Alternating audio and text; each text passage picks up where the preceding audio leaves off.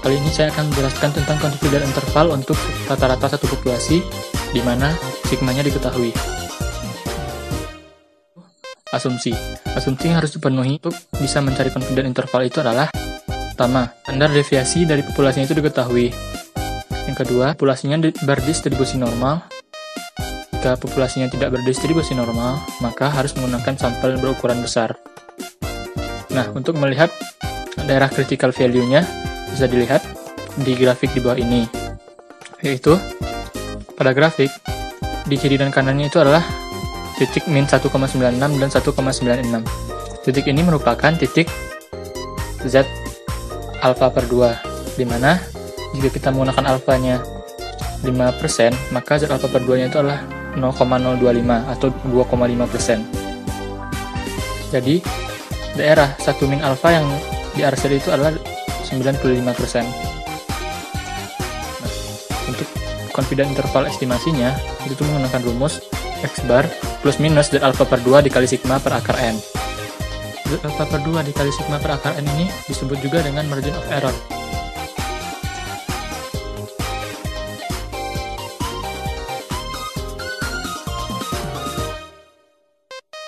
Margin of error sendiri adalah suatu nilai yang ditambahkan atau dikurangkan ke dalam suatu estimasi titik untuk mendapatkan suatu selang kepercayaan.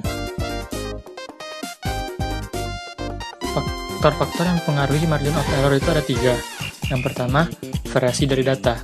Jika variasi data itu kecil, maka margin of error-nya akan kecil. Yang kedua, ukuran sampel. Jika sampelnya berukuran besar, maka margin of error-nya akan kecil. Yang ketiga, level dari confidence interval-nya atau 1 min alpha. Jika 1 min alpha atau level of confidence-nya itu besar, maka margin of error-nya itu akan kecil. Kali ini saya akan menjelaskan contoh dari confidence interval dengan varians yang diketahui. Sebuah pabrik melakukan pengamatan mengenai lama usia pakai sebuah lampu rem. Menurut mereka, 44 buah lampu rem tersebut rata-rata bisa dipakai selama 4.900 hari dengan simpangan baku 220 hari dengan tingkat kepercayaan 95%. Berapa rata-rata usia pakai dari lampu rem tersebut?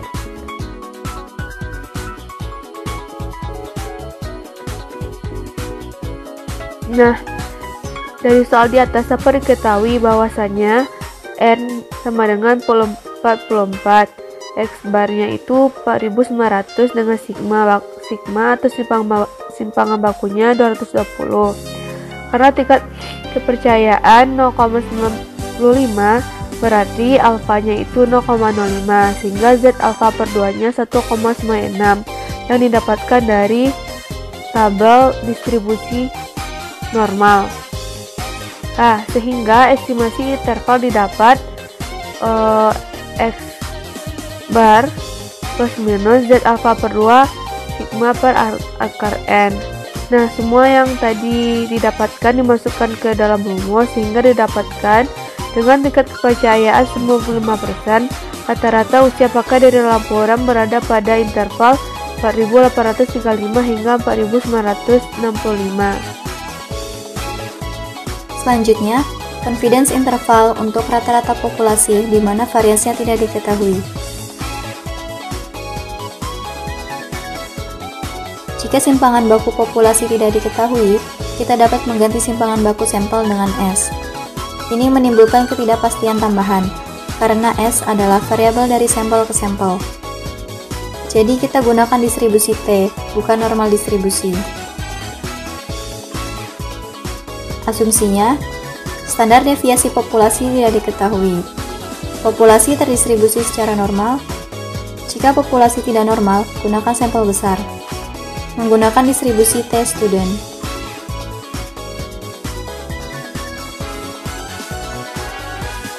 Grafik berwarna hijau menunjukkan distribusi T dengan derajat bebas 5. Grafik berwarna merah menunjukkan distribusi T dengan derajat bebas 13.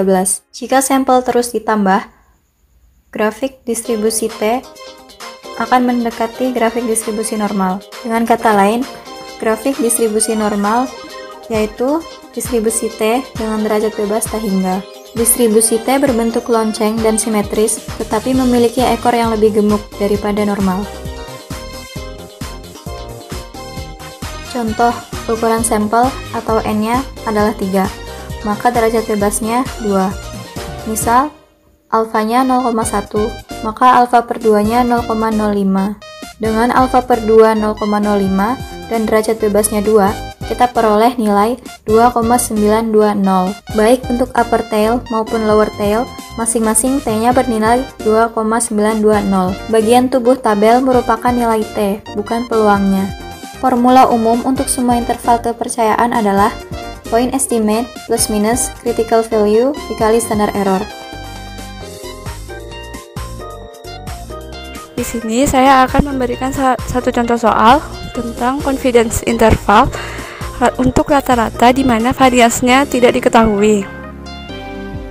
Nah, pada soal diketahui sampel acaknya sebanyak 12 lulusan suatu sekolah dengan rata-rata mengetik 79,3 dan standar deviasi 7,8 kata per menit. Kemudian diketahui selang kepercayaan 95%. Nah, dari soal kita dapat memperoleh derajat bebasnya dengan rumus N-1, sehingga derajat bebasnya bernilai 11. Setelah mendapatkan derajat bebas, kita dapat menggunakan tabel distribusi T untuk mencari nilai T-nya dengan T alfa per 2, sehingga diperoleh pada tabel dengan nilai 2,201. Kemudian, kita substitusikan angka yang sudah kita ketahui sebelumnya ke rumus X bar plus minus T alfa per 2 S per akar N. Nah, setelah disubstitusikan, kita akan memperoleh selang kepercayaan sebesar 74,34 sampai 84,26. Jadi, interpretasi dari jawaban soal di atas, dengan tingkat kepercayaan 95%, rata-rata jumlah kata yang diketik per menit oleh semua lulusan sekolah tersebut berada pada interval 74,34 sampai 84,26.